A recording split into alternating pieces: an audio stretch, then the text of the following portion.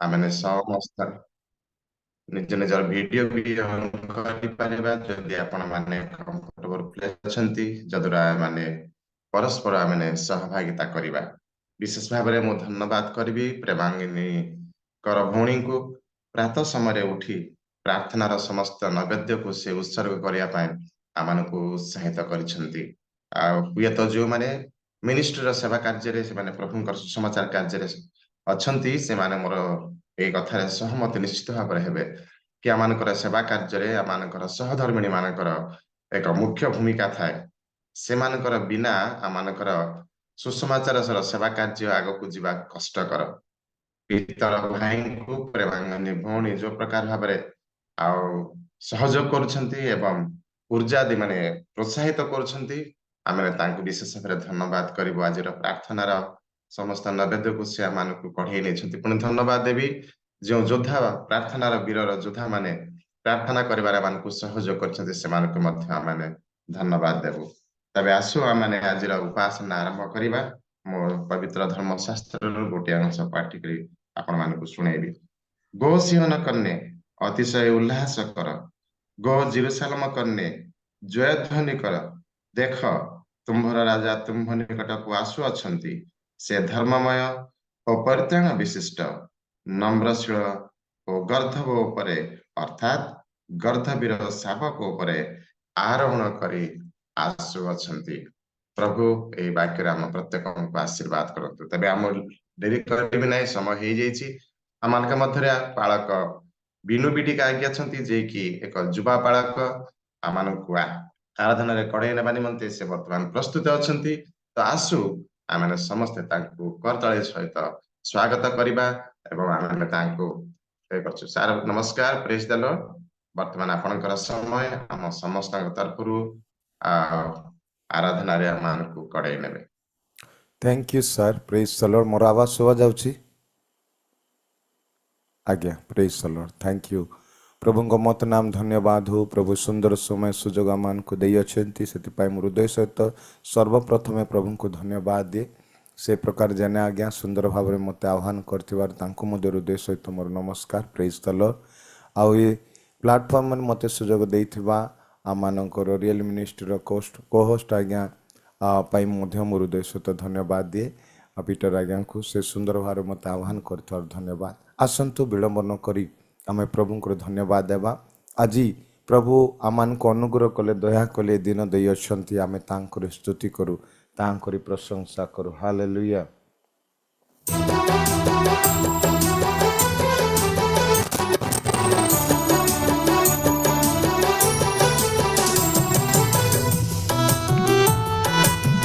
जदि मोर आवाज सुबह हाथ ले thank you Lord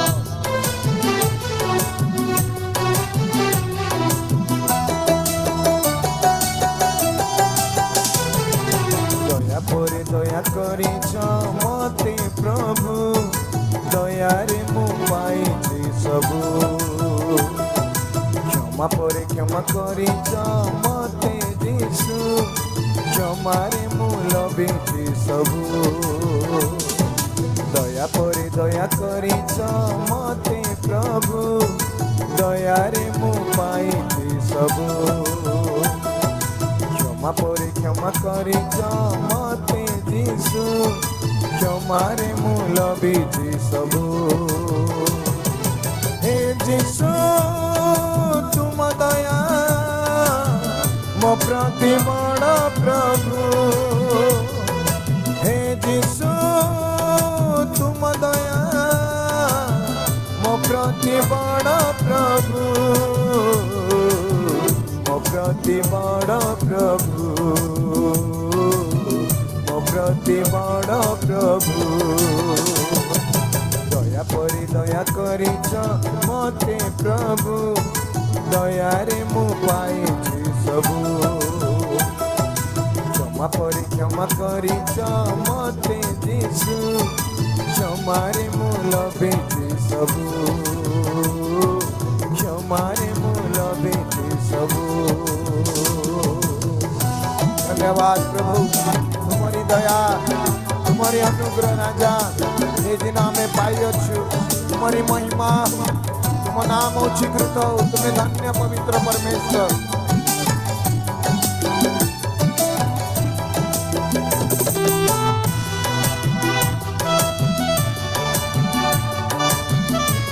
hallelujah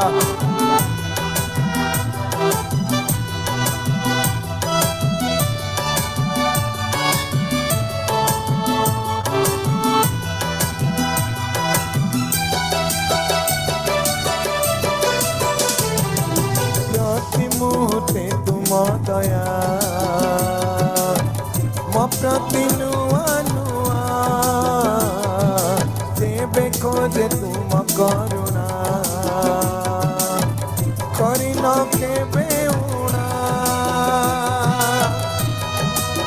hallelujah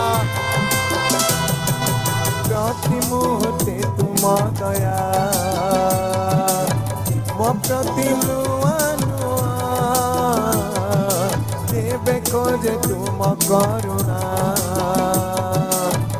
करिन केबे उणा नहीं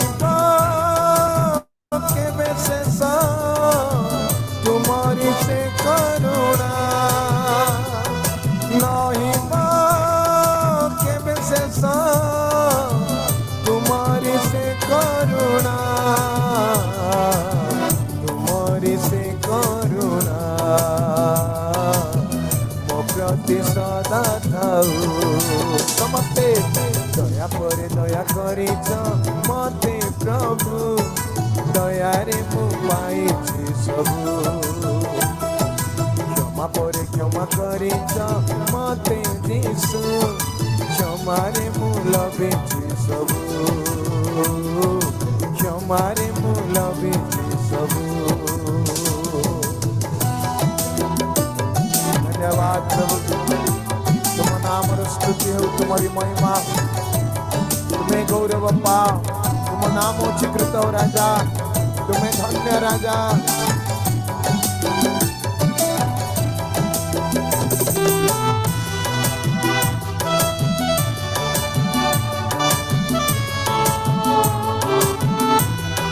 हालेलुया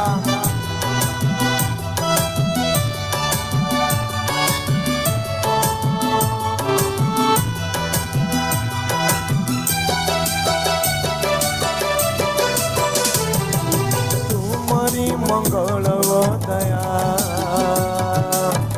मो संगे नीति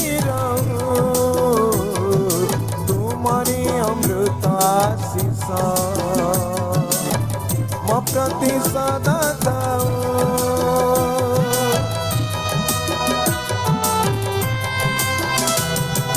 तुम्हारी मंगल दया मो संगे नीति अमृत आशीष मो प्रति सदा सर्वदा मस्त तुम्हारी स्तुति करो सर्वदा मस्त तुम्हारी स्तुति करो तुम्हारी स्तुति करो प्रति सदा रहू दया परे दया करिछ मते प्रभु दया रे मु पाइछि सबु क्षमा परे क्षमा करिछ मते यीशु क्षमा रे मु लभिछि सबु दया परे दया करिछ मते प्रभु दया रे मु पाइछि सबु क्षमा परे क्षमा करिछ मते यीशु क्षमा रे मु लभिछि सबु हे यीशु तुम दया मो प्रति बड़ प्रभु हे यीशु तुम दया मो प्रति बड़ प्रभु मो प्रति बड़ प्रभु मो अति बड़ प्रभु दया परे दया करिछ मते दिसु दया रे मु पाइछि सबु क्षमा परे क्षमा करिछ मते दिसु क्षमा रे मु लभिछि सबु क्षमा रे मु लभिछि सबु क्षमा रे मु लभिछि सबु गोटे उच्च करताल दे प्रभु को धन्यवाद देवा हालेलुया प्रेज द लॉर्ड मोर आवाज ठीक रे पहुंचुची तेबी हाथ तले देवे praise the Lord thank you हालेलुया आसंतु प्रभुंकर महिमा करो प्रभुंकर स्तुति करो हालेलुया प्रभु ए दिन मान को दे बढ़ेबे म्यूजिक बेसी जाउची वॉइस सब टिके बढ़ेबे हालेलुया समस्तंकर से प्रॉब्लम अछि ठीक हाथ तले देवे ठीक इको देकरी आथरे टिके आवाज टा दियंतु गीत दादा इको दोछंती आज्ञा भी सुबुची हालेलुया हालेलुया हालेलुया हालेलुया एबेला ओके आज्ञा गीतटा आवाज कम आसुची थैंक यू प्रेज द एबे आपण लॉर्ड कथा कहला को क्लियर सुबुची आज्ञा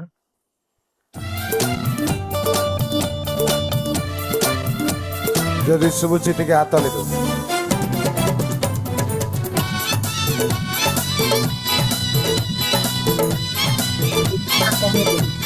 हालेलुया आसुची आवाज क्लियर अछि आसुची आज्ञा के बंधन तोड़े डाला यीशु ने बंधन तोड़ डाला के बंधन तोड़े डाला यीशु ने बंधन तोड़ डाला मृत्यु से जीवंत होते मृत्यु से जीवंत होते शैतान को कुचल डाला सुनी पे शैतान को कुचल डाला सुनी पे शैतान को कुचल डाला के बंधन तोड़े डाला यीशु ने बंधन तोड़ डाला के बंधन तोड़े डाला यीशु ने बंधन तोड़ डाला धन्यवाद प्रभु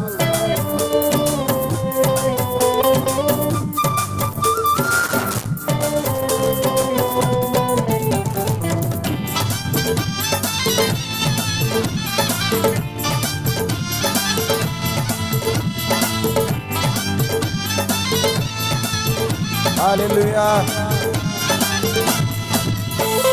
ललकारते हुए कहने लगा है मृत्यु तेरा डंक कहाँ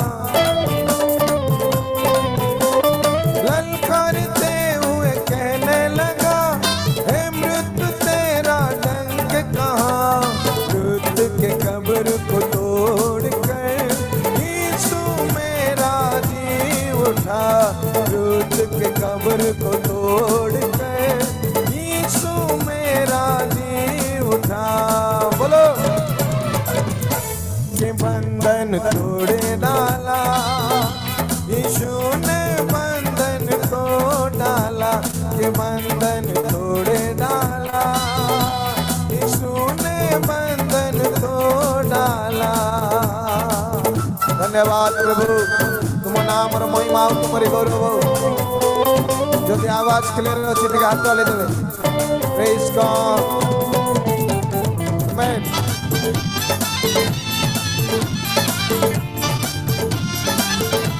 धन्यवाद प्रभु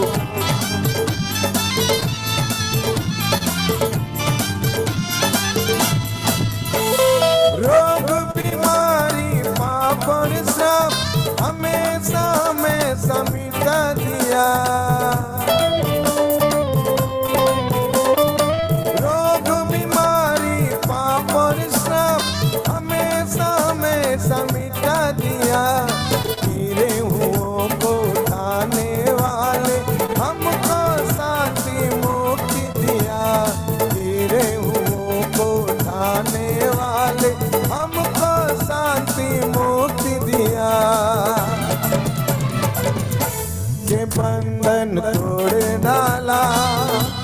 यीशु ने बंधन तोड़ डाला, के बंधन तोड़ डाला, यीशु ने बंधन तोड़ डाला। धन्यवाद प्रभु, हालेलुया।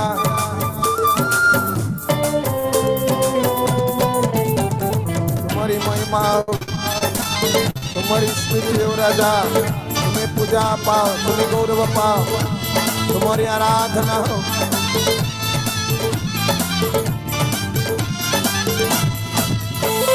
टूटे मन को जोड़ने वाले, हमको आनंद खुशी दिया। टूटे मन को जोड़ने वाले, हमको आनंद खुशी दिया। जकड़े हुओं को छुड़ाने वाले, हमको यीशु ने आजाद किया। जकड़े हुओं को छुड़ाने वाले, हमको यीशु ने आजाद किया। बोलो, के बंधन तोड़ डाला, यीशु ने बंधन तोड़ डाला, के बंधन तोड़ डाला, यीशु ने बंधन तोड़ डाला। धन्यवाद प्रभु, बोलो यीशु महाराज की जय।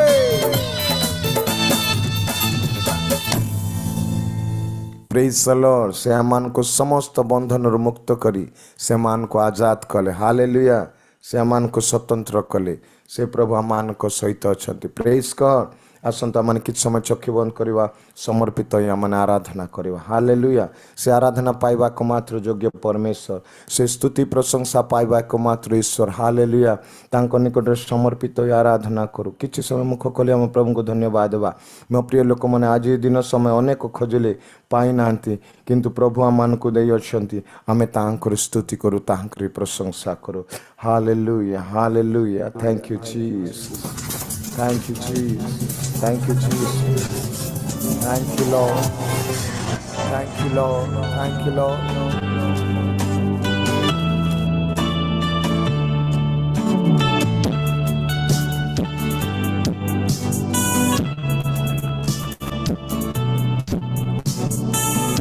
हालेलुया। Yes Lord. तेरे जैसा कौन है जो मेरा भला करे, मेरा भरोसा सिर्फ तुझ पर प्रभु। तेरे जैसा कौन है जो मेरा भला करे, मेरा भरोसा सिर्फ तुझ पर प्रभु। मेरे जीवन का स्वामी आधार बना तू प्रभु जी। तू नहीं तो मेरा जीवन व्यर्थ हो जाएगा। मेरे जीवन का स्वामी आधार बना तू प्रभु जी। तू नहीं तो मेरा जीवन व्यर्थ हो जाएगा। सदा आराधना एलोहीम, आराधना अडोनाय, आराधना यीशुआ, आराधना सदा आराधना एलोहीम, आराधना अडोनाय, आराधना यीशुआ, आराधना।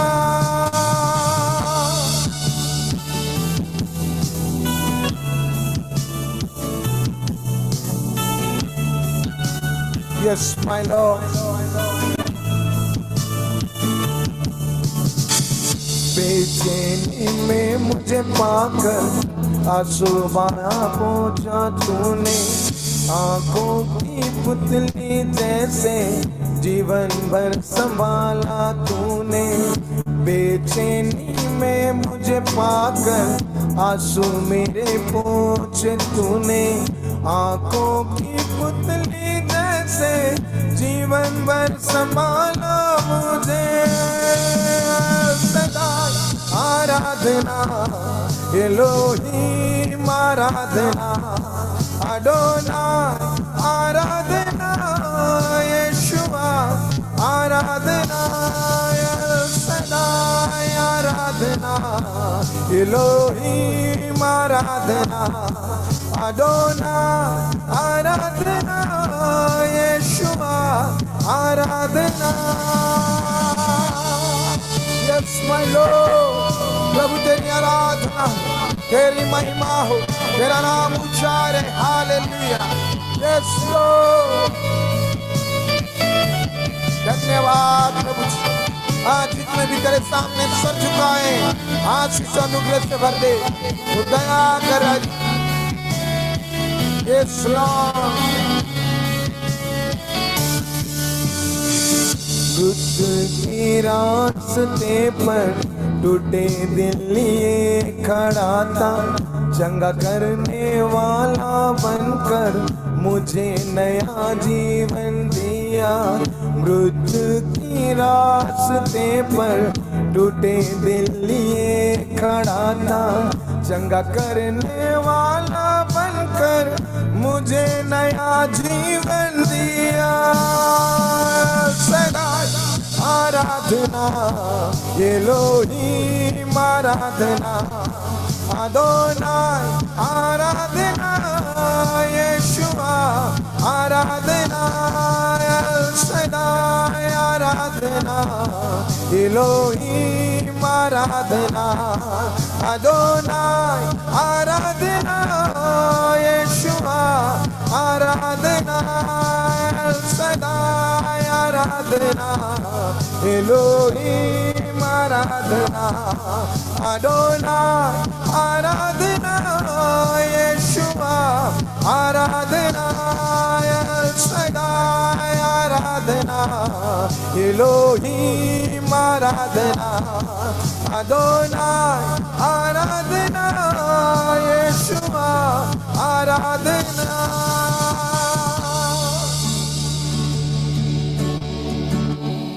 प्रिय गौरवमय सर्वशक्तिमान पवित्र पिता, ए पर्यंत तुम आम सहित रही पवित्र पिता तुम्हार धन्यवाद।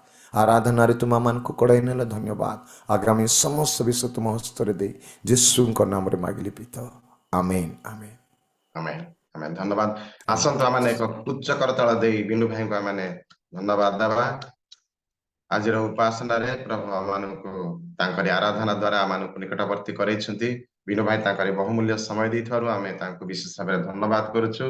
प्रकृति रे जेतले बिनु भाई आसंती आराधना पाई आमानकु एक आनंद और उल्लास रे भरि दियंती। ता सहित परिवेश को एक शांत एवं प्रभु को निकटवर्ती करिया पाई सुंदर सुंदर गीत एवं भावपूर्ण गीत गुड़ाक गान करि से आमानकु सहाय्य करंती।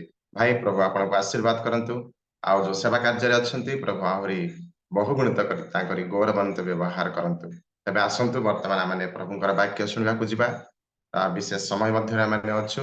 अनुरोध करिबी आउ थरे जदि आमे एक कंफर्टेबल प्लेस रे अछु दया करी आमानकर वीडियो को ऑन करिबा एवं प्रभुंकर वाक्य प्रति आमे मनोयोगी हेबा। जदि नाही अनुरोध करिबी किछि समय पाए आमे प्रभुंकर वाक्य रे आमे ध्यान देबा। वर्तमान आमानक मध्यरे आउ एक जुव प्रभुंकर सेवक अछंती। आम ओडिया रे गोटे कथाटी अछि ना चिन्ना ब्राह्मणर पैतार आवश्यक नै। ठीक सेमती आमानक पाणी आज्ञाकर परिचय मो बेसी देबी नै। प्रभुंकर सेवा कार्य रे से गुणपुर रही की करंती। आ प्रभु तांको आह्वान करछथि तांकर सेवा कार्य पाए। वर्तमान प्रोफेसर राजपति पाणी आज्ञा को प्रभु जीशुଙ୍କ नाम रे मो नमस्कार जणाए। आज रो जो मानना आमानक पाई नै कि आछथि से आमान समस्तଙ୍କ निमंते ताहा बांटीबे। आमे प्रभु जीशुଙ୍କ नाम रे स्वागत करू आसु आमे समस्त करतळे बारी तांको आमे स्वागत करिबा। पाणी आज्ञा वर्तमान आपणकर समय प्रभु आपणको सहाय्य करंतु। पवित्र आत्मा रे आमे समस्त बसिबा एवं वाक्य प्रति आमे मनोयोगी हेबा। समस्त को भक्तिपूर्ण नमस्कार। प्रभुको महत् नाम धन्यवाद हो सुंदर सुजोग निमंते। मु एही अवकाश पाई जूम रो कर्तृपक्षଙ୍କ कतिरे धन्यवादी एवं आजिर परिचालक महाशंकर निकटर मध्य मोर धन्यवाद अर्पण करे एवं जेतेक आपण माने जोड़ा हुई अछंती ଆପଣମାନଙ୍କ ପ୍ରତ୍ୟେକଙ୍କ ନିକଟରେ ମୋ ହୃଦୟର ଗଭୀରପଣରୁ ସଭକ୍ତି ଅଭିନନ୍ଦନ ଜ୍ଞାପନ କରେ। ଆମେ ଦେଖିବା ଯୀଶୁଙ୍କ ବିଜୟ ଯାତ୍ରା ସମ୍ପର୍କରେ ଲୋକଲିଖିତ ସୁସମାଚାର ତାର 19 ପର୍ବ ଆମେ 28 ପଦରୁ କିଛି ଅଂଶ ପାଠ କରିବାକୁ ଯିବା। ଏହି ସମସ୍ତ କଥା କହି ସେ ଅଗ୍ରସର ହୋଇ ଜେରୁସାଲେମ ଆଡେ ଯାତ୍ରା କରିବାକୁ ଲାଗିଲେ। ଆଉ ଯେତେବେଳେ ସେ ଜିତ ପର୍ବତ ପାର୍ଶ୍ୱସ୍ଥ ବେଥଫାଗି ଓ ବେଥନିଆ ନିକଟରେ ଉପସ୍ଥିତ ହେଲେ, ସେତେବେଳେ ସେ ଆପଣା ଶିଷ୍ୟମାନଙ୍କ ମଧ୍ୟରୁ 2 ଜଣଙ୍କୁ ଏହି କଥା କହି ପଠାଇଲେ, ତୁମ୍ଭମାନଙ୍କ ସମ୍ମୁଖସ୍ଥ ସେହି ଗ୍ରାମକୁ ଯାଅ।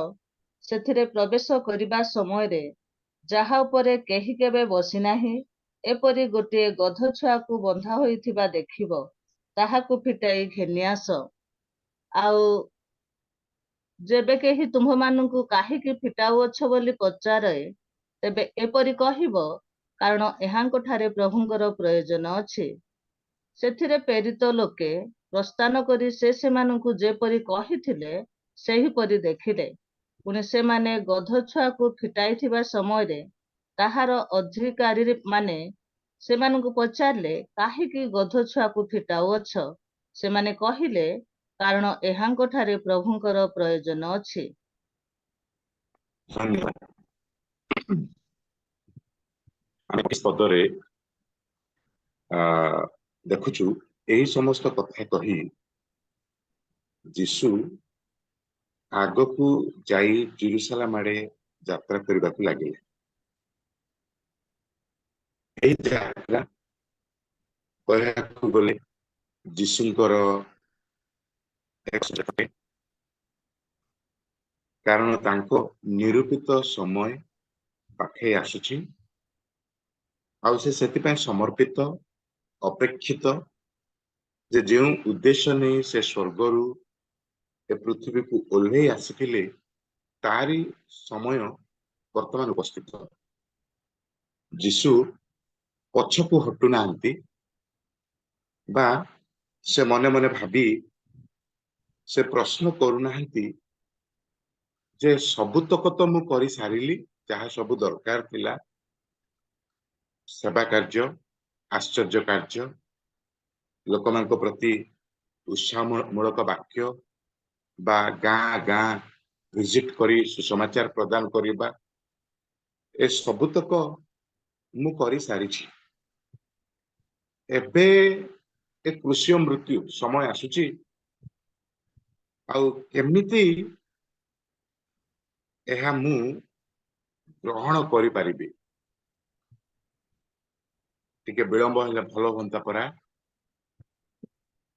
ଅନ୍ୟ କିଛି ପିତା ଈଶ୍ୱରଙ୍କ ଯୋଜନା ଯଦି ମଝିରେ ଆସିବ, ତେବେ ହୁଏତ ଟିକେ ଭଲ ହବ ପରା ଭାବି ସେ ଆଉ ପଶ୍ଚାତ ଗମନ କରୁନାହାନ୍ତି।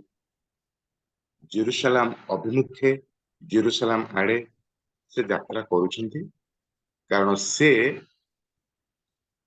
ଏ ପତିତ ମାନବ ସମାଜର ଉଦ୍ଧାର ନିମନ୍ତେ ନିଜେ ଉତ୍ସର୍ଗୀକୃତ ଆଉ ସମର୍ପିତ ଦୃଶ୍ୟ ମୃତ୍ୟୁ ବରଣ କରି ଗ୍ରହଣ କରି ଆମମାନଙ୍କୁ ଉଦ୍ଧାର କରିବା ପାଇଁ ସେ ସମ୍ପୂର୍ଣ୍ଣ ରୂପେ ଆଉ ଆପଣାକୁ ଉତ୍ସର୍ଗ କରିଅଛନ୍ତି। ଆଉ ଆମେ ଦେଖିବାକୁ ପାରିବା ଯେ ଯେତେବେଳେ ସେ ଏ ଜେରୁସାଲେମ ଆଡେ ଆସୁଅଛନ୍ତି, ଜେରିହୋକୁ ଭାୟା କରିକି ସେ ଆସୁଥିବା ଆମେ ଦେଖିବାକୁ ପାରୁଛୁ। ଆମେ ତାହା ଏହି ପର୍ବରେ ହିଁ ପ୍ରଥମ ଭାଗରେ ଲକ୍ଷ୍ୟ କରୁଛୁ। କାରଣ ସେ ଯେଉଁ ସ୍ଥାନରୁ ଆସୁଥିଲେ, ସେ ଜେରିହୋକୁ ଭାୟା ନକରି ମଧ୍ୟ ଆସିପାରିଥାନ୍ତେ, କିନ୍ତୁ ଜେରିହୋକୁ ଭାୟା କରି ଆସୁଅଛନ୍ତି ଏଇଥିପାଇଁ ଯେ ଜଣେ ଆତ୍ମା ସେଇଠି ଅଛି ଯିଏକି ଫେରି ଆସିବ ଆଜି। ଆଉ ସେ ଜଣେ ବ୍ୟକ୍ତି ଯକ୍ଷଙ୍କ ପାଇଁ ଯୀଶୁ ଏମିତି ଏକ ଆଉ ଘଡ଼ିସନ୍ଧି ମୁହୂର୍ତ୍ତରେ ମନୋନିବେଶ କରି ଜେରିହୋକୁ ଭାୟା କରି ସେ ଆସୁଅଛନ୍ତି।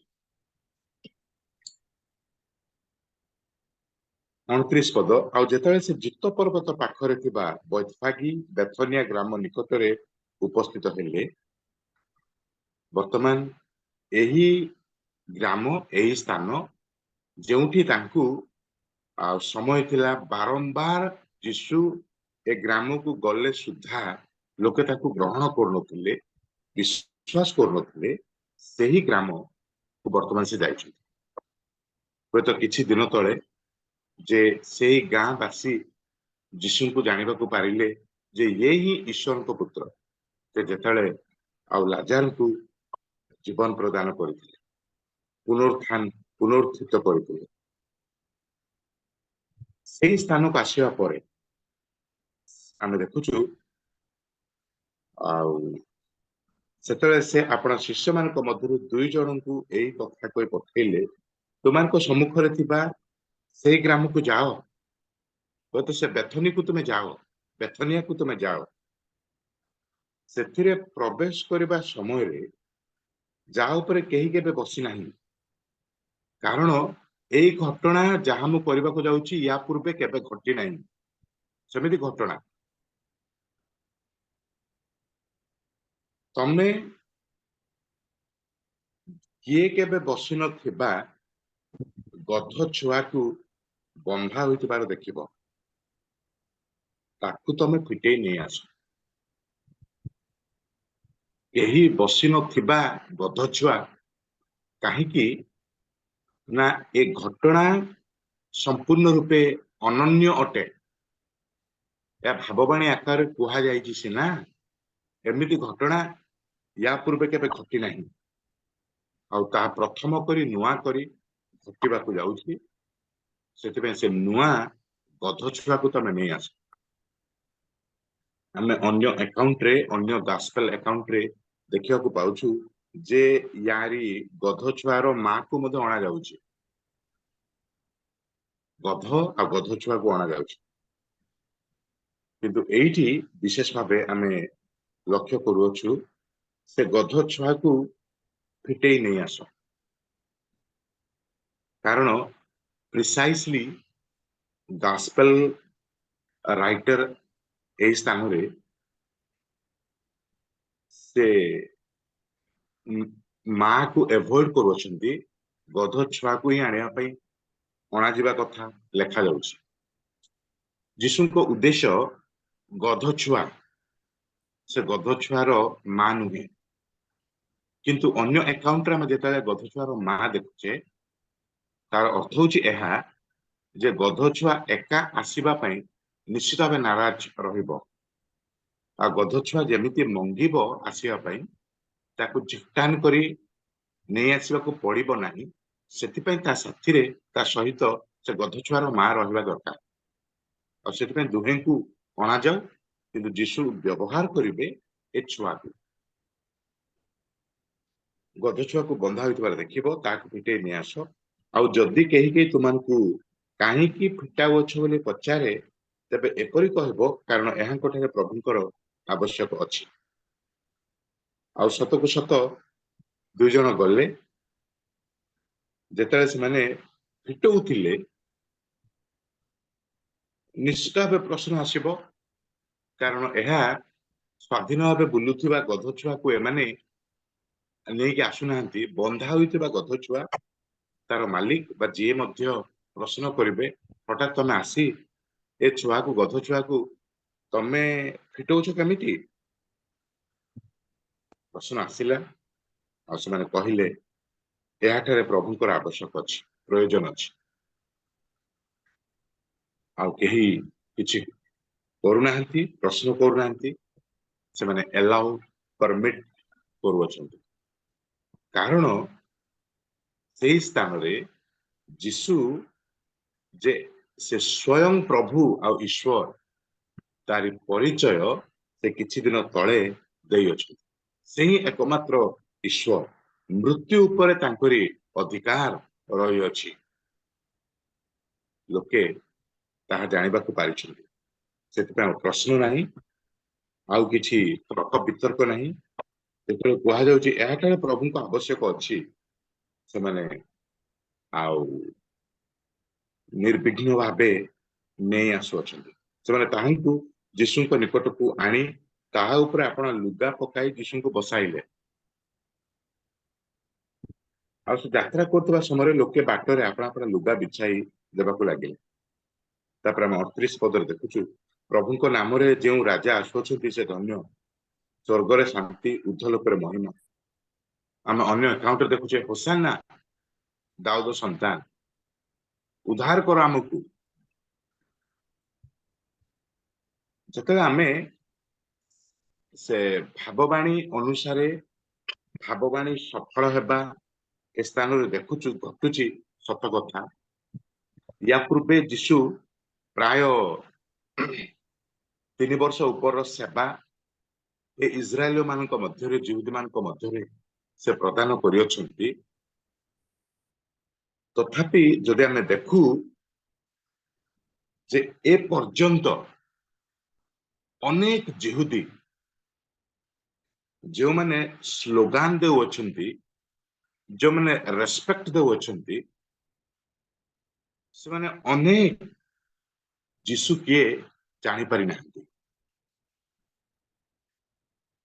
ବିଜୟ ଯାତ୍ରା ହେଉଛି ବଡ ସମାରୋହ ହେବା ଆମେ ଦେଖୁଛୁ। ଲୋକେ ରୁଣ୍ଡ ହେବା ମିଛ ନୁହେଁ। ସ୍ଲୋଗାନ ପରେ ସ୍ଲୋଗାନ ବର୍ଷିବା ମଧ୍ୟ ଆମେ ଏଠାରେ ଦେଖିବାକୁ ପାରୁଛୁ। କିନ୍ତୁ ଲୋକେ ପ୍ରଭୁଙ୍କ ମାହାତ୍ମ୍ୟତା, ପ୍ରଭୁଙ୍କ କାର୍ଯ୍ୟ, ପ୍ରଭୁଙ୍କ ମହାନତା, ଯୀଶୁଙ୍କ ଉଦ୍ଦେଶ୍ୟ ବୁଝିପାରୁନାହାନ୍ତି। ଆଉ ହୁଏତ ସେଇଥିପାଇଁ ଆମେ ଏ ବିଜୟ ଯାତ୍ରା ସମ୍ପର୍କରେ ବା ବିଜୟ ଯାତ୍ରା ଉପରେ 3 ଗୋଟି ବିପରୀତ ବିଷୟକୁ ଆମେ ଲକ୍ଷ୍ୟ କରିବାକୁ ପାରୁଛୁ। ଲୋକେ ଫେରି ନାହାନ୍ତି। ଏତେ ସବୁ କରା ହୋଇଛି, ଯୀଶୁଙ୍କୁ ଚିହ୍ନି ପାରିନାହାନ୍ତି, ଯୀଶୁଙ୍କ ବାକ୍ୟ ମାନି ପାରୁନାହାନ୍ତି।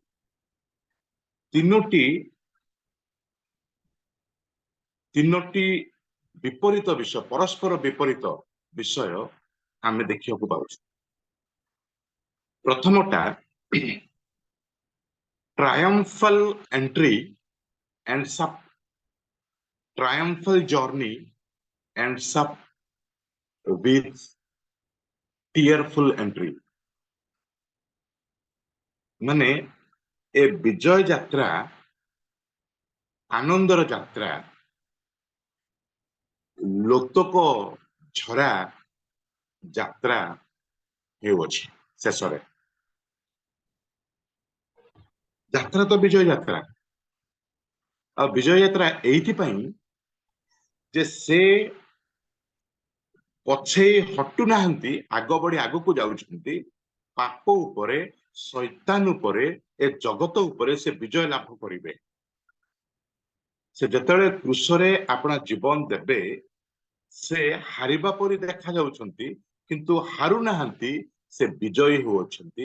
ତାର ପ୍ରମାଣ ସ୍ୱରୂପ 3 ଦିନ ପରେ ସେ ମୃତ୍ୟୁର ନାହୁଡକୁ ସେ ଫିଟେଇ ପରାଜୟ କରି ସେ ବିଜୟୀ ହେଉଅଛନ୍ତି। ବିଜୟ ଯାତ୍ରା, ଆନନ୍ଦ ଭରା ଯାତ୍ରା, ବେଶ ସମାରୋହର ଯାତ୍ରା, ଡାଉଟ କିଛି ନାହିଁ। କିନ୍ତୁ ଏ ଆନନ୍ଦ ଭରା ଯାତ୍ରା ଆମେ ୟାର 41-42 ପଦରେ ଲକ୍ଷ୍ୟ କରିବାକୁ ପାରୁଛୁ। ଯୀଶୁ ରୋଦନ କରୁଅଛନ୍ତି। ଦେଖନ୍ତୁ, ବାହାରିଲେ ବୈତଫାଗି ବେଥନି ପାଖରୁ ଜେରୁସାଲାମ ଆଡକୁ ବାହାରିବା ବେଳେ ଲୋକେ ହୁଏତ ଏତେ ରେସ୍ପେକ୍ଟଫୁଲ ବ୍ୟବହାର ଦେଉଅଛନ୍ତି, ସୀମା ବାହାର କେବେ ଯୀଶୁଙ୍କୁ ସେହି ପ୍ରକାର କରିନାହାନ୍ତି।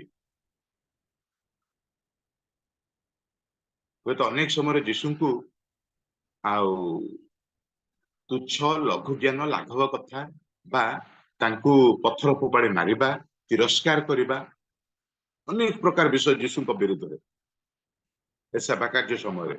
କିନ୍ତୁ ବର୍ତ୍ତମାନ ଲୋକେ ଗଧଛୁଆ ଆଣିଲେ, ତା ଉପରେ ଲୁଗା ପକେଇଲେ, ଆଉ ଯୀଶୁ ଯେତେବେଳେ विजय करुअछंती गधछुआ ऊपर बसी लोके लुगा पारुअछंती जे से गधछुआ पुणी चकुड़ी चकुड़ी जीव लुगा ऊपर माने केते बड़ रेस्पेक्ट यीशु को आनंद भरा यात्रा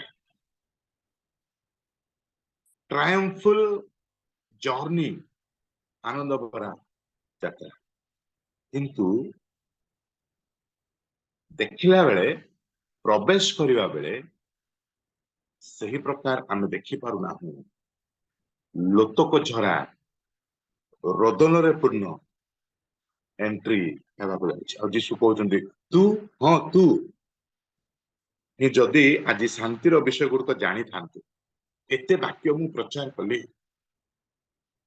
मु एते शांतिर आभास देइछि मु एते शिक्षा प्रदान करिछि ताकू ऑथेंटिकेट करिया पई मु अनेक आश्चर्य कार्य सब करियोछि मात्र एबे से गुड़िक तो दृष्टि गुप्त हो रही अछि आ चारि चतुर्पार्श्व थिबा शत्रु माने तते आबद्ध करने को जाउछंती आ यीशु देखुथिले जे ता निकट भविष्यत रे यारी दशा कोन हेबा को जाउछि जे से 70 ख्रीष्टाब्द बेले रोमियो प्रशासक तीतस आसी केमिति आउ कैप्टिव करिवे अधिकार करिवे बंदित्व करि नै जिवे आ ताहा 2000 वर्ष पर्यंत जिहुदी माने निज स्थान रे रहि परिबे नाही यीशु कहउछंती जदि तू मो कथा मानि थांतु जदि तुमे हे जेरूशलेम वासी हे जिहुदी माने जदि तमे मो वाक्य मानि थांतो सुनि थांतो आ यीशु लोतक झरे जेरूशलेम रे प्रवेश करुछते आरंभ आमे देखुछु केते सिग्निफिकेंट केते रेस्पेक्टफुल आ हाईली ताहा आदृत थिबा ग्रहणीय हेबा गोटे यात्रा लोके एक्सेप्ट करुछंती यीशु को आ तिरस्कार करूनांती यीशु को रिजेक्ट करूनांती यीशु को आ बड़ स्लोगान रो सहित बड़ रेस्पेक्ट रो सहित आगु को नउछंती किंतु से ट्रायम्फुल जर्नी ता टीयरफुल एंट्री हेबा को जाउछि एथि पई जे लोके अपरिवर्तित लोके मानि नाहंती चिन्हि पारु नाहंती यीशु के ताहा आज मध्य आमनको जीवन रे जदि आमे लक्ष्य करिबा आम मंडली माननको मध्यरे आम विश्वासी लोकमाननको मध्यरे अनेक किछि दुर्बलता रहिछि आमे कार्य व्यस्त तांको पई कार्य व्यस्त तांको पई आमे करूछु किंतु से किए आमे तांको जानि पारुना आमे होते तांको वाक्य शांतिर वाक्य आमे पठन करू किंतु से शांति आमे पाइ न थाउ यीशु एबे मध्य तो आमको देखि से दुख प्रकाश करती तो पाई एते मु करिछि जदि तुमे ए शांतिर वाक्य टिके सुनि थांतो पुणी टिके मानि थांतो पुणी टिके ग्रहण करि थांतो पुणी प्रिय बंधु आमरी समाहर आमरी आउ आडंबरता रो मूल्य आमरी ट्रेडिशन आमरी पर्व पालन रो मूल्य किछि नाही जेबे जाय आमे से वाक्य मानि ना जेबे जाय आमे तांकु ग्रहण करिना आ जेबे जाय आमे तांकु चिन्हि ना प्रथम विपरीत विषय होची triumphal journey ends up with tearful entry द्वितीय विपरीत विषय आमे देखिबा लक्ष्य करिबा जे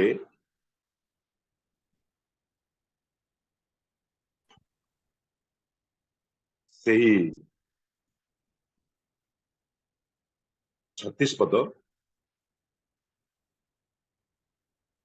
38 पद देखो प्रभु नाम रे जो राजा आसुअछंती से धन्य ସ୍ୱର୍ଗରେ ଶାନ୍ତି ଓ ଊର୍ଦ୍ଧ୍ୱ ଲୋକରେ ମହିମା। ହୋସାନା ଅବଶ୍ୟ ଆମେ ଏ ପଦରେ ଲେଖିବାକୁ ପାରୁନା। ହୋସାନା ଆଜି ହୋସାନା ଆଜି କହୁଛନ୍ତି ଆମକୁ ଉଦ୍ଧାର କର, ଆମକୁ ରକ୍ଷା କର। ତାହାର ଅଳ୍ପ କିଛି ଦିନ ପରେ ସେମାନେ କହୁଛନ୍ତି କ୍ରୁଶରେ ଚଢାଅ। ହୋସାନା ପ୍ରଭୁଙ୍କ ନାମରେ ଯିଏ ଆସୁଅଛନ୍ତି, ଯେଉଁ ରାଜା ଆସୁଅଛନ୍ତି ସେ ଧନ୍ୟ। ସ୍ୱର୍ଗରେ ଶାନ୍ତି, ଊର୍ଦ୍ଧ୍ୱ ଲୋକରେ ମହିମା। କେତେ ବଡ ବଡ ଟର୍ମ ସେମାନେ ଉଚ୍ଚାରଣ କରୁଛନ୍ତି ଦେଖନ୍ତୁ। କିନ୍ତୁ ସେହି ଜନତାରୁ ଅନେକ ସେହି ସମାବେଶରେ ମିଶି ଚିତ୍କାର କରୁଛନ୍ତି କ୍ରୁଶରେ ଚଢା। ଭାରି ସମସ୍ୟା ଭରା। ଏମାନଙ୍କ ହୋସାନା ଏହା ପ୍ରକାଶ କରେ ଯେ ଏପର୍ଯ୍ୟନ୍ତ ଯୀଶୁ କିଏ ଏମାନେ ଜାଣିନଥିଲେ।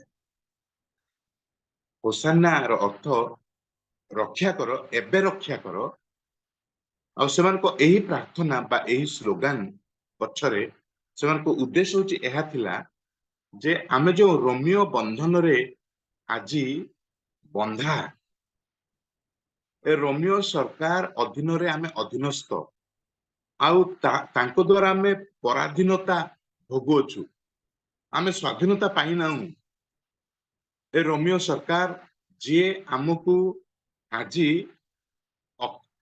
ଆମ ଉପରେ ଶାସନ କରୁଛି, ଏତେ ତିକ୍ତ ଏମାନଙ୍କ ଶାସନ ଆମେ ଆଉ ଅପେକ୍ଷା କରିପାରୁନାହୁଁ, ଚାହିଁ ପାରୁନାହୁଁ। କେମିତି ଆମେ ମୁକ୍ତ ହେବୁ? ଏବେ ତମେ ଯୁହୁଦୀ ମାନଙ୍କ ରାଜା ପରା। ଏବେ ଆମେ ଜାଣୁଛୁ ତମେ ରାଜା, ଏ ଗଧ ଛୁଆ ଉପରେ ବସିଲ। ରାଜା ମାନେ ଗଧ ଉପରେ ବସନ୍ତି, ଭାଗବାଣୀ ମଧ୍ୟ ରହିଛି। ତମେ ରାଜା, ଆମେ ତମ ପାଇଁ ଲୁଗା ପାରୁଛୁ, ଆମେ ତୁମ ପାଇଁ ସ୍ଲୋଗାନ ଦେଉଛୁ। ଆସ ତମେ ରାଜଧାନୀରେ ପ୍ରବେଶ କର, ରାଜଧାନୀକୁ ଯାଅ, ଆଉ ତମେ ସେଇଠି ତମେ ରାଜା ହୁଅ। ରୋମିଓ ସମ୍ରାଟକୁ ତମେ ହଟେଇ ଦିଅ, ରୋମିଓ ସାମ୍ରାଜ୍ୟକୁ ତମେ ଦୂର କରିଦିଅ। ହୋସାନା ଏବେ ଆମକୁ ଉଦ୍ଧାର କର।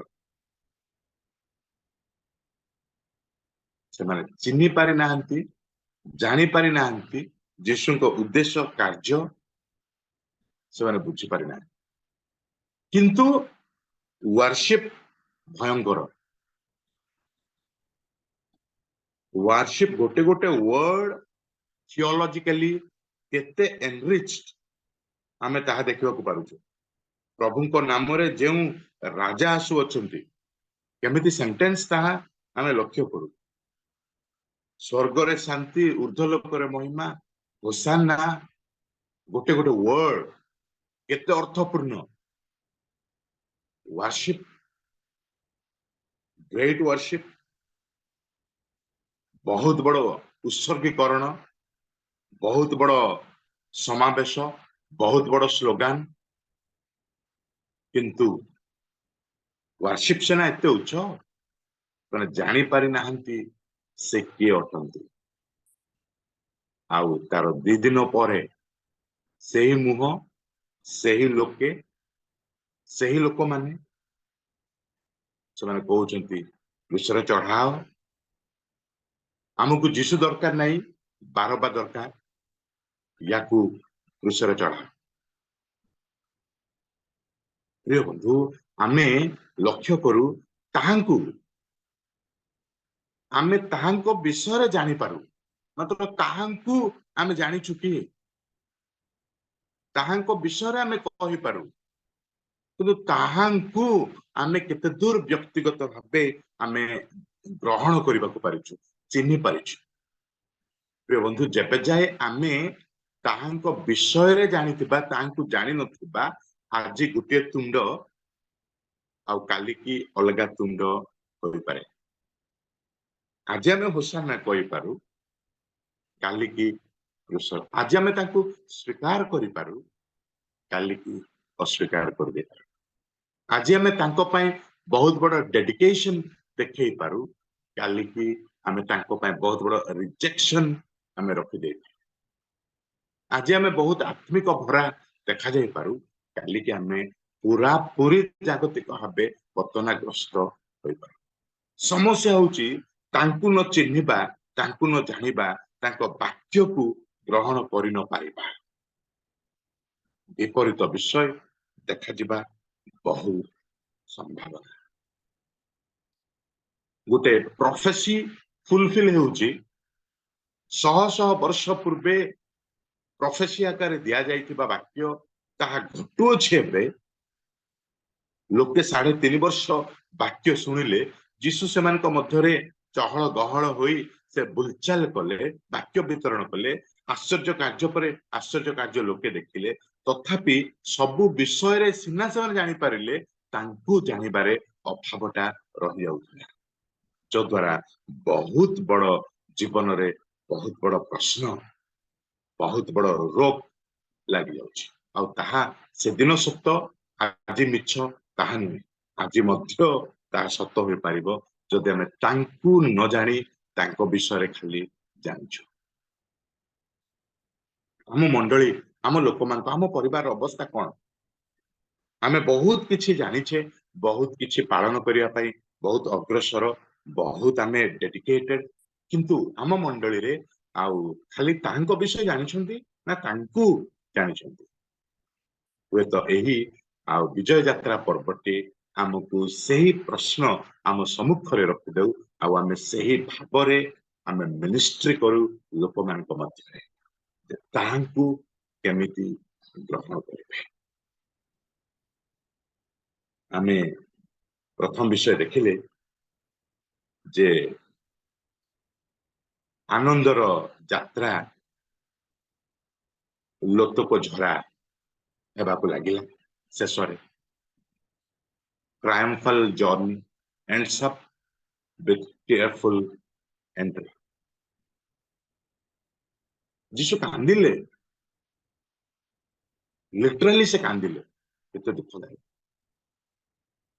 से निज पे कांदी नथिले बा मो 2-4 दिन पर क्रूसरे झुलिबी क्रूसरे मरबी ता भाली भाली से ता कांदी नथिले लोक मान को अपरिवर्तित कठिन हृदय को देखि से कांदी आ एबे मध्य सही प्रकार विषय ही जे आ एते बड़ वर्शिप एते बड़ स्लोगन एते बड़ समावेश एते बड़ प्रिपरेशन एते बड़ रेस्पेक्ट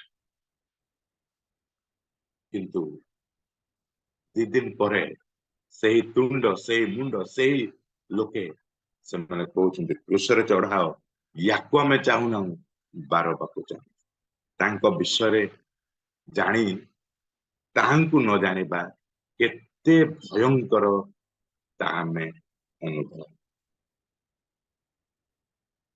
तृतीय विषय आमे लक्ष्य करिबा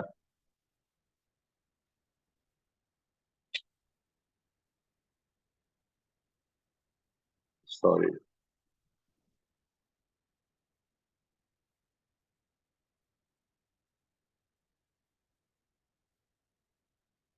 तृतीय विषय रे आमे के जने पढिबे कि 28 पदरु आउ थरे दया करी पाठ करंतु 28 पदरु आउ थरे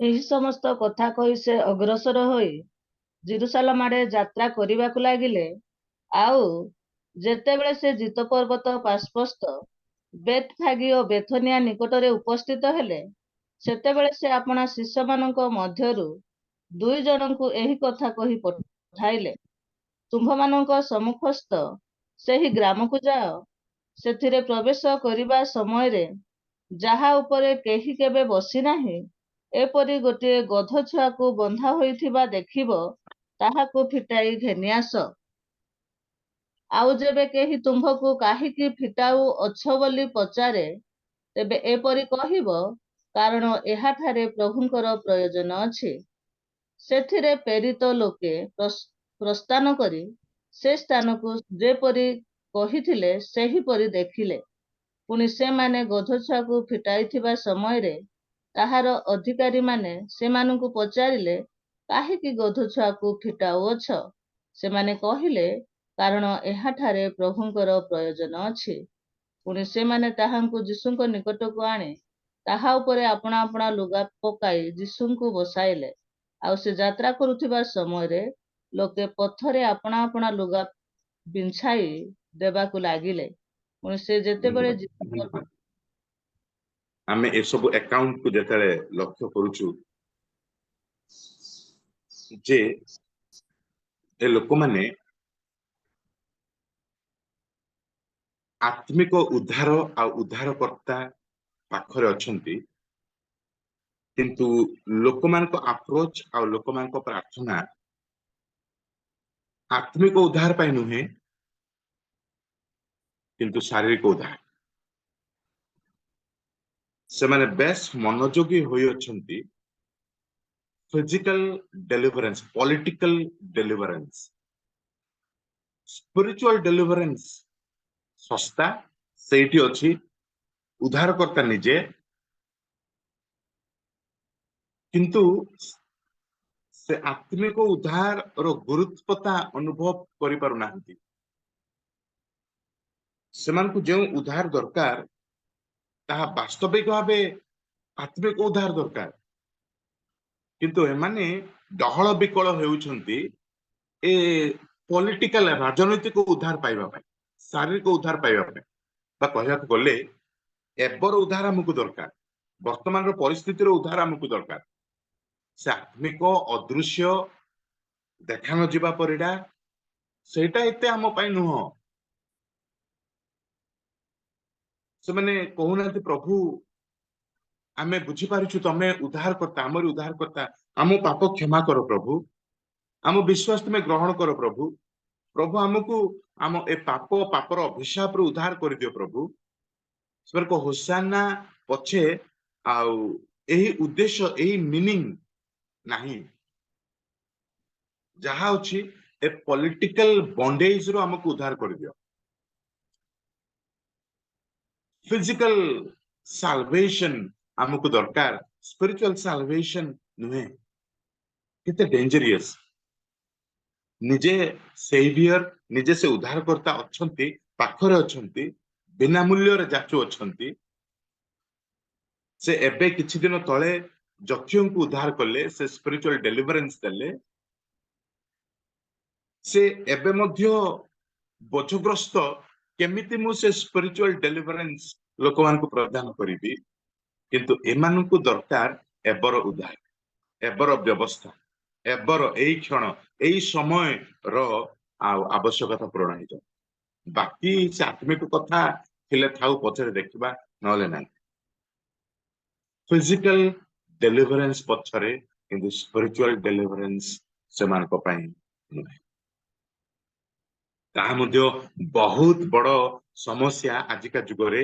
ଆମର ଫିଲୋସଫିକାଲ ମାଇଣ୍ଡ ସେଟଅପ ଯାହା ରହିଛି, ଆମେ ଦୃଶ୍ୟମାନ ବିଷୟ ପଛରେ ଆମେ ବହୁତ ଆଉ ଦୌଡ଼ ରଖିଥାଉ। ଏବେର ଏଇ କ୍ଷଣର ଉଦ୍ଧାର ଆମ ପାଇଁ ଇମ୍ପୋର୍ଟାଣ୍ଟ ହୋଇଥାଏ।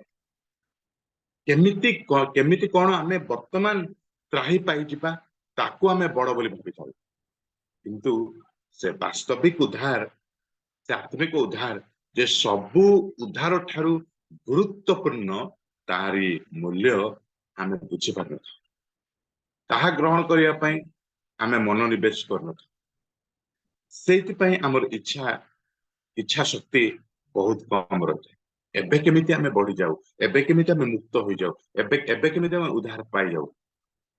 ଆମେ ଫିଜିକାଲ ଡେଲିଭରେନ୍ସ କୁ ପ୍ରାଧାନ୍ୟତା ଦେଇ ସ୍ପିରିଚୁଆଲ ଡେଲିଭରେନ୍ସ କୁ ଆମେ ଦ୍ୱିତୀୟ ସ୍ଥାନ ଦେଇଥାଉ। ଆଜି ଆମ ଅବସ୍ଥା, ଆମ ଲୋକମାନଙ୍କ ଅବସ୍ଥା ମଧ୍ୟ ଠିକ ସେଇ କଥା। ଯାହା କ୍ଷଣ କାଳ ସ୍ଥାୟୀ, ଯାହା ବର୍ତ୍ତମାନ, ଯାହା ଦୃଶ୍ୟମାନ, ତାରି ପଛରେ ଦୌଡ଼ ସିନା ଆତ୍ମିକ ଭାବେ ସେ ଉଦ୍ଧାରକର୍ତ୍ତାଙ୍କୁ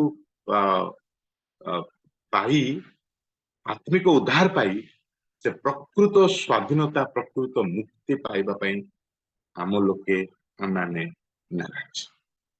କିନ୍ତୁ ଏ ସ୍ଥାନରେ ଗୋଟିଏ ବିଷୟ ଆମେ ଲକ୍ଷ୍ୟ କରୁ, ସୁଯୋଗ କେତେ ବଡ ସୁଯୋଗ। ତିନୋଟି ବିପରୀତ ବିଷୟ ଘଟି ଯାଉଛି ସତ କଥା, କିନ୍ତୁ ସୁଯୋଗ କେତେ ବଡ ସୁଯୋଗ, ଆଉ ସେ ସୁଯୋଗକୁ ହାତ ଛଡା ସେମାନେ କରୁଛନ୍ତି। ଯୀଶୁ ସେମାନଙ୍କ ମଧ୍ୟରେ, ସେମାନଙ୍କ ଗହଣରେ ଆପ୍ରୋଚେବଲ ଆଉ ଟଚେବଲ, ଯୀଶୁଙ୍କ ନିକଟକୁ ଯିଏ ମଧ୍ୟ ଯାଇପାରୁଛନ୍ତି, ଯିଏ ମଧ୍ୟ ତାଙ୍କୁ ସ୍ପର୍ଶ କରିପାରୁଛନ୍ତି, ଯିଏ ମଧ୍ୟ ତାଙ୍କୁ କହିପାରୁଛନ୍ତି, ଏତେ ବଡ ସୁଯୋଗ ସେମାନଙ୍କ ପାଖରେ। କିନ୍ତୁ ପରିବର୍ତ୍ତନ, ଆଧ୍ୟାତ୍ମିକ ପରିବର୍ତ୍ତନ, ସେ ଯୋଉ ଉଦ୍ଧାରକର୍ତ୍ତା ତାଙ୍କୁ ଜାଣିବା, ଏ ଉପରେ କାହାରି ମନ କିଛି ନାହିଁ। ଗୋଟେ ଟ୍ରେଡିସନାଲ ୱାର୍ସିପ ପଛରେ ବା ଗୋଟେ ପ୍ରକାର ୱେଲକମିଂ ଦେବା ପଛରେ ତାଙ୍କ ବିଷୟରେ ହଜି ମଜି ଯାଇଛନ୍ତି, କିନ୍ତୁ ତାଙ୍କୁ ଗ୍ରହଣ କରି ସେ ଆତ୍ମିକ ଉଦ୍ଧାର ପାଇ ଜୀବନରେ ସେ ଆଶୀର୍ବାଦ ଆତ୍ମିକ ଆସେ ତହିଁ ପାଇଁ କାହାରି ମନ। ପ୍ରିୟ ବନ୍ଧୁ, ଆଜି ମଧ୍ୟ ସୁଯୋଗ ଚମତ୍କାର, ତାଙ୍କ ବିଷୟ ଶୁଣିବା, ତାଙ୍କ ବାକ୍ୟ, ସେ କିଏ ବୁଝିବା, କେତେ ବଡ ଚମତ୍କାର ସୁଯୋଗ ଆମେ ପାଉ। ସୁଯୋଗ ଭିତରେ ଘାଣ୍ଟ ଚକଟ ହୋଇ ହୋଇ ହୋଇ ହୋଇ ଆମେ ତାଙ୍କୁ, ତାଙ୍କ ଦତ୍ତ ପରିତ୍ରାଣକୁ, ତାଙ୍କରି ଦତ୍ତ ଆତ୍ମିକ ଆଶୀର୍ବାଦକୁ ଆମେ ହରେଇ ବସିଥାଉ। ଏ ବିଜୟ ପର୍ବ ପାମ୍ ସଣ୍ଡେ ଆମକୁ ପୁଷଆପ୍ କରୁ ଯେ ତାଙ୍କ ବିଷୟରେ ଖାଲି ନୁହେଁ, ତାଙ୍କୁ ଆଉ ଫିଜିକାଲ ଡେଲିଭରେନ୍ସ ତାହା ନୁହେଁ, ସ୍ପିରିଚୁଆଲ ଡେଲିଭରେନ୍ସ। ଯଦି ଆମେ ବାକ୍ୟରେ ଦୃଢ ହେବା ନାହିଁ, ଆଜି ଗୋଟିଏ ତୁଣ୍ଡ ଥିବ, କାଲିକି ଆଉ ଗୋଟେ ପ୍ରକାର। ଆଜି ଗୋଟେ ବାଟର ବାଟ ଏପରି ଦେଖାଯାଉଥିବା, କାଲିକି ସେ ବାଟ ପରିବର୍ତ୍ତନ କରିଦେବା। ଆଜି ହୋସାନା ବୋଲି କହୁଥିବା, ହୁଏତ କାଲିକି ବୃଷରେ ଚଢା ତାଙ୍କୁ ଅସ୍ୱୀକାର କରିଦେବା। ପ୍ରଭୁ ଏ ଦିନ ମାନଙ୍କରେ ଆମକୁ ସାହାଯ୍ୟ କରନ୍ତୁ, ଏ ଐତିହାସିକ ଘଟଣା ଦେଖି ଆଉ ଅନୁଧ୍ୟାନ କରି ଆମେ ଶିକ୍ଷା ଗ୍ରହଣ କରୁ। ପ୍ରଭୁ, ମୁଁ ତୁମକୁ କେତେ ଦୂର ମୁଁ ଗ୍ରହଣ କରିଛି, ଜାଣିବାକୁ ପାରିଛି ତୁମ ପାଇଁ ଏ ଜୀବନ ପ୍ରଭୁ। ଆଉ ମୁଁ ଦୃଶ୍ୟମାନ ବିଷୟ ପଛରେ ନୁହେଁ, ଅଦୃଶ୍ୟ ଆତ୍ମିକ ବିଷୟ ପଛରେ ମୋ ମନ ନିବେଶ କରି ତୁମ ପାଇଁ ବଞ୍ଚିବି, ବଢିବି, ଆଶୀର୍ବାଦ। ତେବେ ପ୍ରଭୁ ନିଶ୍ଚିତ ଭାବେ ଆଉ ଆମମାନଙ୍କୁ ଏ ପର୍ବ ପାଳନ କରୁ କରୁ ଏ ବାକ୍ୟ ଶିକ୍ଷା ଦ୍ଵାରା, ଏ ବାକ୍ୟ ଦେଇ ଆମକୁ ପଥ ପଢେଇ ନେବେ, ଅନୁଗ୍ରହ ଆଶୀର୍ବାଦରେ ପୂର୍ଣ୍ଣ କରିବେ। ପ୍ରଭୁ ଅଳ୍ପ ବାକ୍ୟରେ ପ୍ରତ୍ୟେକଙ୍କୁ ଆଶୀର୍ବାଦ କରନ୍ତୁ। ବହୁତ ବହୁତ ଧନ୍ୟବାଦ ପାଣି ଆଜ୍ଞା। ଆଜିର ବାକ୍ୟଟି ଆପଣ ଏକ ସୁନ୍ଦର ଭାବରେ ଉପସ୍ଥାପନା କଲେ, ଯାହାକି ଯୋଉ ବିପରୀତ ବିଷୟ ଗୁଡାକ ଘଟି ଯାଏ ସେ ବିଷୟଟିକି ନୂଆ ଭାବରେ ଆଣି ଆମମାନଙ୍କୁ ଉପସ୍ଥାପନ କଲେ। ପ୍ରଭୁଙ୍କର ବିଜୟ ଯାତ୍ରା ଆରମ୍ଭ ହୋଇଥିଲା ଏକ ଜୟଧ୍ୱନିରେ, ଆନନ୍ଦ ଧ୍ୱନିରେ, କିନ୍ତୁ ସମାପ୍ତ କରୁଥିଲେ ଯୀଶୁ ଏକ ଅଶ୍ରୁଳରେ ବା ଅଶ୍ରୁ ସହିତ ତାକୁ ସମାପ୍ତ କରିଛନ୍ତି। ଆଉ ଦ୍ୱିତୀୟ ବିଷୟ କହୁଥିଲେ ବା ପ୍ରଭୁ ମାନେ ଯୋଉ ବିଷୟଟି ଅଛି ତାଙ୍କୁ ନାହିଁ, କିନ୍ତୁ ସେ ବ୍ୟକ୍ତିଙ୍କୁ ଜାଣିବା, ଆମେ ତାଙ୍କ ବିଷୟ ଜାଣି ତାଙ୍କ ନିମନ୍ତେ ଆମେ ବ୍ୟବହାର ହେବା ଏବଂ ଆମମାନଙ୍କର ଆତ୍ମିକ ଉଦ୍ଧାର ନିମନ୍ତେ ସ୍ପିରିଚୁଆଲ ଡେଲିଭରେନ୍ସ ବୋଲି କହୁଥିଲେ। ପ୍ରଭୁ ଆମମାନଙ୍କୁ ଏ ବାକ୍ୟରେ ଆଶୀର୍ବାଦ କରନ୍ତୁ। ଆଜ୍ଞା, ଆପଣଙ୍କୁ ବିଶେଷ ଧନ୍ୟବାଦ। ଆପଣ ଆମମାନଙ୍କ ପାଇଁ ଏକ ବହୁମୂଲ୍ୟ ସମୟ ଦେଇ ଆସିଲେ ପ୍ରାତଃ ସମୟରେ, ସେଥିପାଇଁ ଆମେ ଆପଣଙ୍କୁ ଧନ୍ୟବାଦ କରୁଛୁ, ହୃଦୟର କୃତଜ୍ଞତା ଦେଉଛୁ କି ଆପଣ ଆମମାନଙ୍କ ନିମନ୍ତ୍ରଣ ରକ୍ଷା କରି ଆଜିର ଏକ ନୂଆ ଭାବରେ ବାକ୍ୟଟିକୁ ଉପସ୍ଥାପନ କଲେ। ପ୍ରଭୁ ଆପଣଙ୍କୁ ଆପଣଙ୍କର ସେବା କାର୍ଯ୍ୟକୁ ଆଶୀର୍ବାଦ କରନ୍ତୁ। ଆଉ ଆସନ୍ତୁ, ଉପାସନା ଆରମ୍ଭ